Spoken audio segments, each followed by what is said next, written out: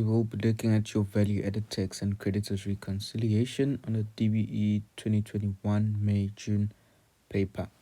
So question 1 requires us to do our value-added tax, which is 1.1. So it reads, Hilda Groceries is registered for VAT. The standard VAT rate is 15% and is applied on most products. So we are required to implement VAT. So explain why the government implemented VAT in South Africa. State 1 point. Okay, so let's just simply move to our answer book and see what we are supposed to do. So explain why the government implemented VAT in South Africa. So the simplest answer you can give here is that the government wants to generate some income. So generation of income, or you can just simply say revenue. Okay, another reason could be that your government just simply wants to fund your public services and goods. So you can just say funding public goods and services. So these answers can simply give you 2 marks. All right, so now explain why some products are 0 rated products. State 1 point. So one answer you can also give here, you could just simply say the government okay, let's just not say government, but necessarily we want to achieve equality. So essential goods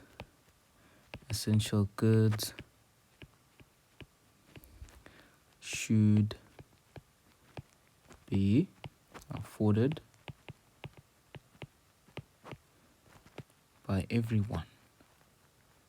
All right, so by essential goods, let's just say your bread, your eggs, milk. So those are essential food products. So let's just say all services.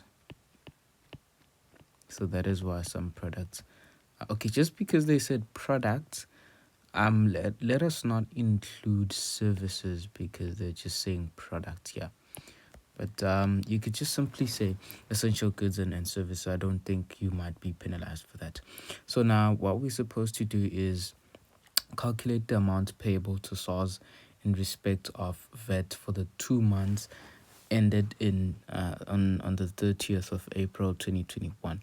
So what we're going to do here is we're just going to prepare our SARS VAT account. So if you've watched my previous video, not really previous, but a video where I was also doing some VAT, a trick could be plus this minus. So this is the trick. There's an arrow going in, all right? So this is your input. If you get confused, you can just simply always do this. So now that's your output. And then going to our information here about our VAT that we're supposed to pay to SARS, we're given information A. So information A says balance due to SARS on the 1st of April was 9,450. So that's what we owe to SARS at the start of the period that we were given. So that's balance. Let's just say brought down 9,450. And then you check your transactions one by one. So the first transaction says we given total sales. Remember that it is 15%. VAT is 15%. So your total sales amount excluding VAT is 412,000, and then your amount including VAT is 473,800. So the difference between these two amounts is going to be your VAT amount. So let's just get the the difference between these two amounts, minus 412, and the difference is 61,800. Okay, let's just fill that in. So it's going to be an output because here we're owing SARS, we made sales, so we need to pay back the VAT to SARS. So we're just gonna say sales here, and that's 61,800. And then we can proceed to the next one, which simply shows purchases of trading stock. We purchased trading stock of 230,000, but we're not given the VAT amount. So this is the VAT excluding. It's VAT excluding. So VAT excluding is 100%. VAT including is 115%. So this is VAT exclusive. This is VAT inclusive. Okay, so now let's calculate. So we're given 230. What we want is 15 over what we know. Alright, so let's calculate 15% of 230 times 15%, which is 34,500. So we purchased trading stock, and now that simply means when we were purchasing, we paid VAT. Alright, so that's gonna decrease our VAT. So I just say purchases, or what you can say trading stock. Okay, let me just say purchases because of space. So it's 34,500. Alright, and then we move on to the next one. Next one, we're given discount allowed to debtors. So we allowed discount, and that is going to reduce our obligation to pay tax to SARS. So it's 1,890. So discount allowed. So please allow me to abbreviate because of space. And then we move on to the next one. It says goods returned by customers. So they returned goods valued at 19,320. Right. So if they returned goods, this is VAT inclusive, remember. So they returned the VAT. This is gonna be opposite to the sales. Remember that on sales it was an output. So this simply means if they return, so returns, we are the customers are returning. So this is gonna be an input. We no longer owe SARS now because we have cancelled the sale. So it's 19,320 multiplied by what we want over what we know. All right. So let's simply calculate that. Okay, it's 19,320 times 15 over 115, which is 2,520. So it's an input of 2,520. Those are your returns. Or if you want, you can just write allowance for no, this, what's that? Debtors allowances. Yes, debtors allowances.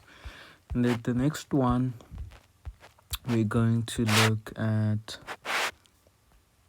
Okay, so we did this. So it's bad debts recovered. Now bad debts recovered, we're given the exact VAT amount, which is an income. So we're going to record it here. So it bad debts recovered. That's 1140. And then we move quickly to the next one. The last one says drawings of trading stock by the owner. So the drawings, and we take drawings as sales. Now the VAT amount that is given is 1380. We're gonna record that as an output. So it's 1380. That is drawings. Then let's calculate and see what we get there. Okay, so we're gonna start with the credit side. 9450 plus 61 800 plus 1140 plus 1380, and then that's 73,770. So it should balance, and you can see that this side is pretty much bigger than this one. So let's get the balancing figure. You take this amount and subtract all of these amounts. All right, and then let's see what we're getting. Minus 34,500 minus 1890 minus 2520, and your balancing figure. So your balance carried down is 34,860. So your balance brought down, it's 34,860. So what we're supposed to pay to SARS is 34,860 payable.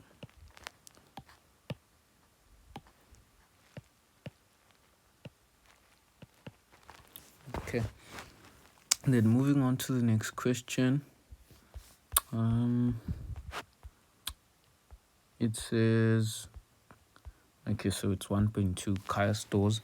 Kaya Stores is owned by Peter Stole, and the business buys goods on credit from PN Suppliers. The business received a statement of account for February 2021.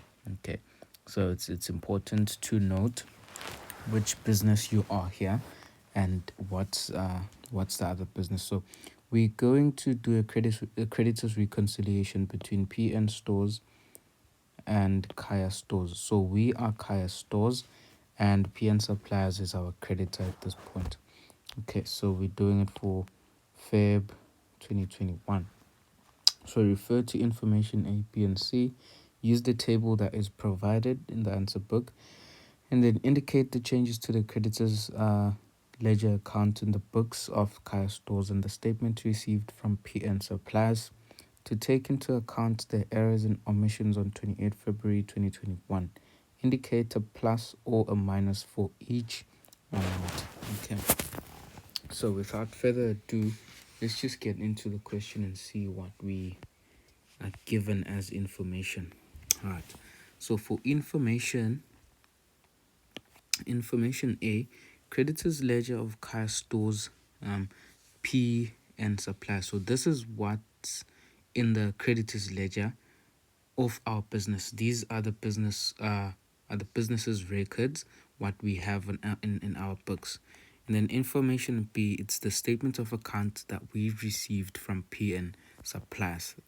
So I just like to rectify something here. We are a debtor to PN Supplier. So whenever they are recording, they will record an increase on the debit side and a decrease on the credit side. But PN Suppliers is a creditor in our business. Okay, so whenever we record on the debit side, it's going to be a decrease and it's going to be an increase on the credit side. I just hope that is pretty clear. All right, so we're going to look at our answer book and see how we're supposed to structure this response. So we are given all of these, so we're supposed to check them by their Roman figures. Okay, so let's start by the first one. The first one says in information C, errors, omissions, and other information. It says invoice 353 on the 5th of Feb was correct according to the statement. What is correct? The statement. Okay, so the statement is correct. This is the statement in information B here. 353, that's 10,800 on the debit side. So what happened here? We recorded on the credit side, which is correct, but we recorded an incorrect amount of 18,800.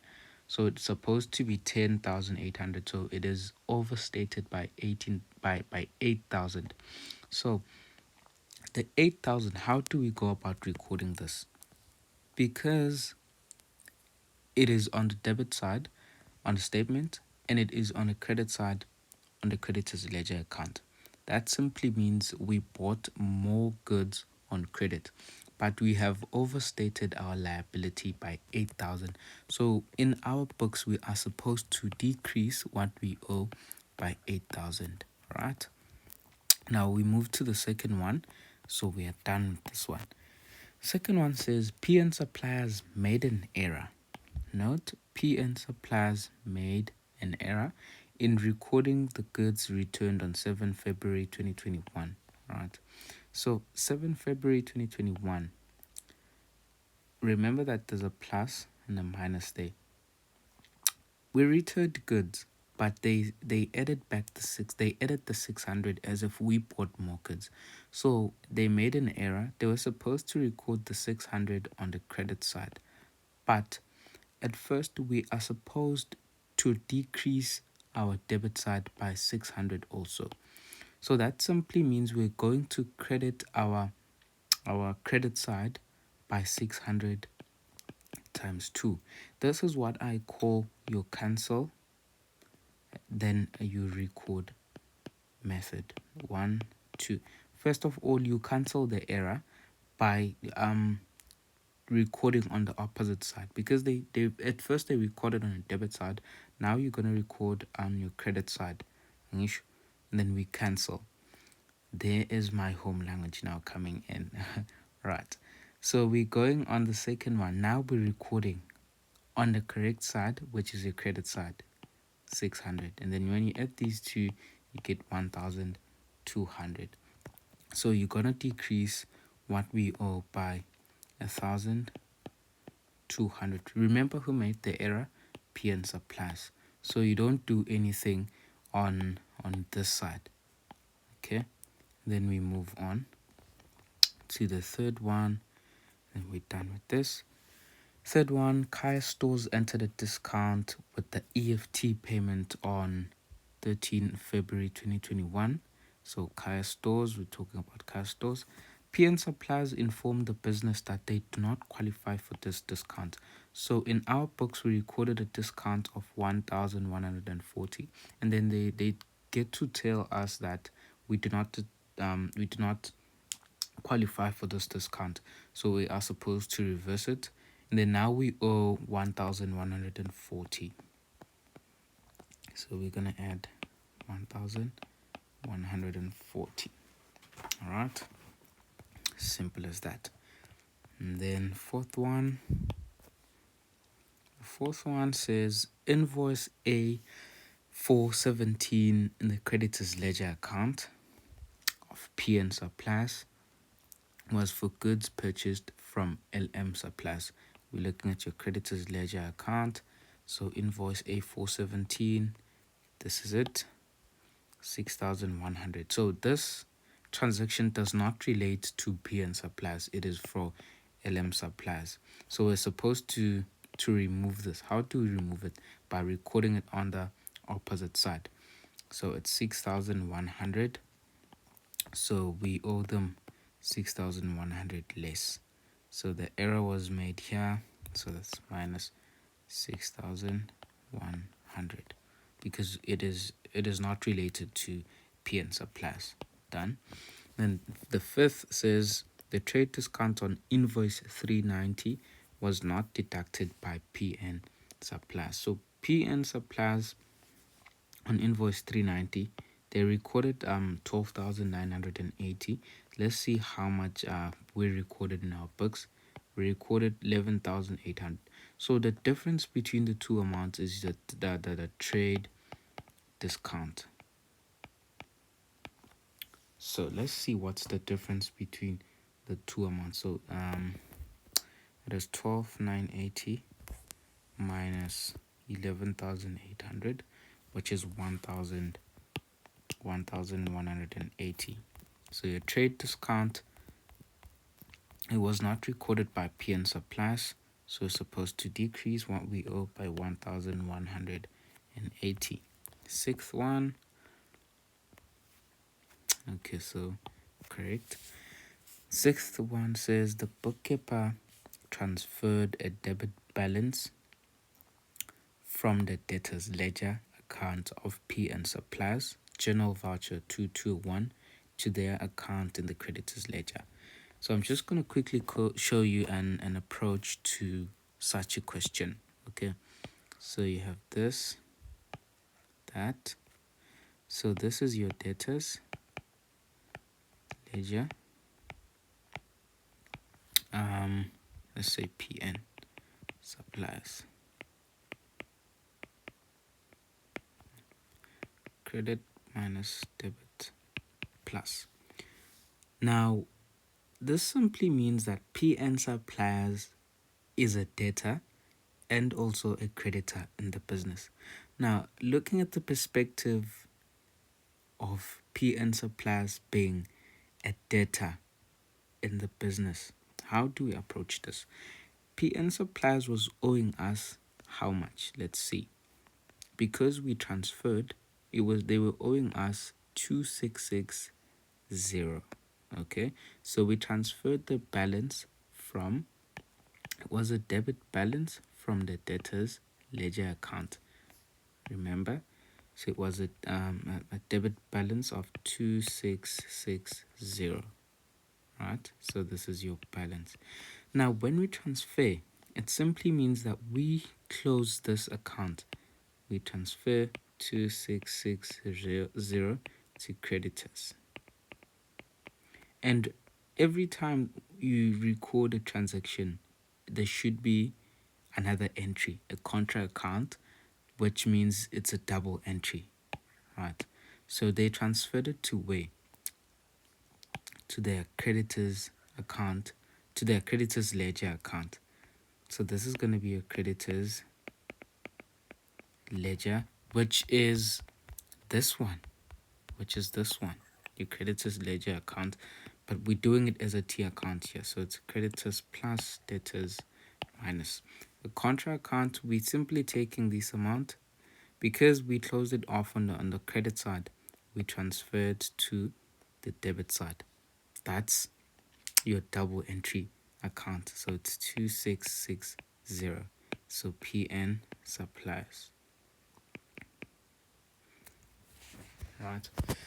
So the 2660 is now on your debit side, which means we owe PN Suppliers less because it's on your debit side. It's a minus now. And then it says the bookkeeper transferred a debit balance from the debtors ledger account of PN Suppliers General Voucher 221 to their account in the creditors ledger. Let's see who did not record that transaction of 2660.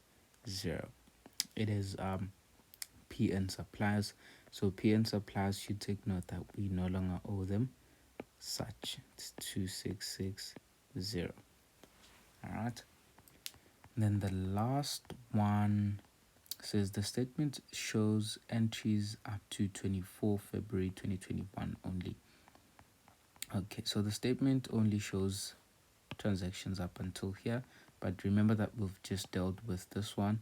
So the only transaction that does not show is the invoice of 7,700 we bought, and then so we should show that on this statement.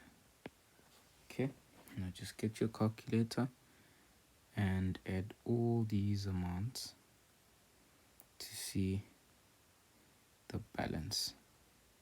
1180 minus 2660 plus 7700, and I'm getting 88,040.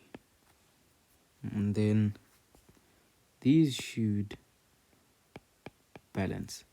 I'm so confident in that, but let's just rectify by giving it a calculation.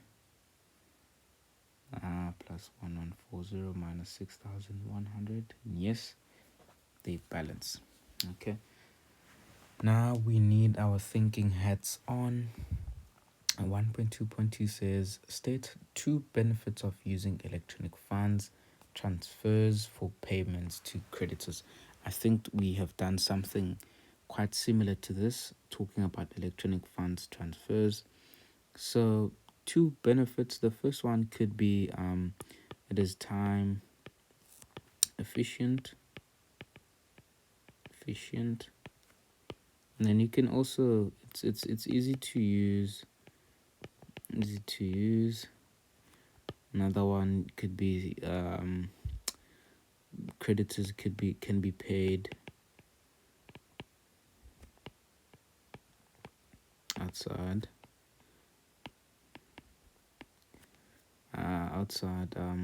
operating hours. But you could say operating or business hours. And yeah, I think those answers might be sufficient. And then the internal auditor feels okay. This one requires us to read some piece of information. Okay, so information D. It says during an internal audit, the auditor noticed the following account in the creditors ledger of Kaya stores. Let's see what happened here. So during an internal audit, okay, so Access Traders, so we had an invoice of 11,000 of an invoice which is numbered 11,334, a credit balance of 120, which means we purchased goods worth 120, and then we made a payment 2 days later of 120, paying off that debt to Access Traders. Now, it was discovered that an EFT payment of 120 was made to Frank Adams, the sole owner of Access Traders. Further investigated by the internal auditor revealed that this business is not operational and that Frank Adams is a close relative to the accountant of Kaya Stores. So relative, there is nepotism there. Okay, so there's nepotism. That's the first thing I've noted.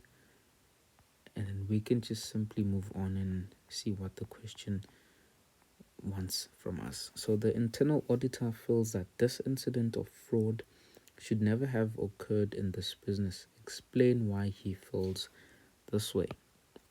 So unethical behavior. Let's just say unethical practices practice by the accountant, then acts of nepotism and disloyalty were present. Okay, so this could be why the internal auditor feels this way, because the accountant was unethical. This is an act of fraud. There were acts of nepotism, and some what you could give also is that internal control measures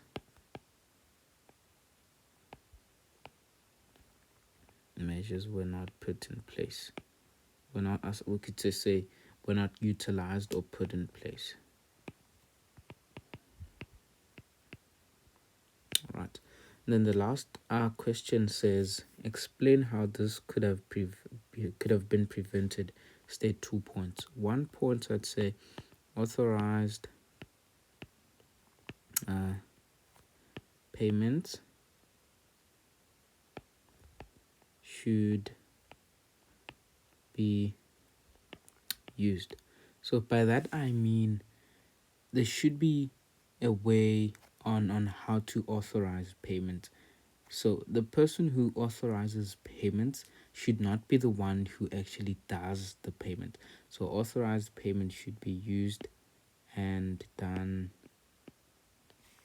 by different employees.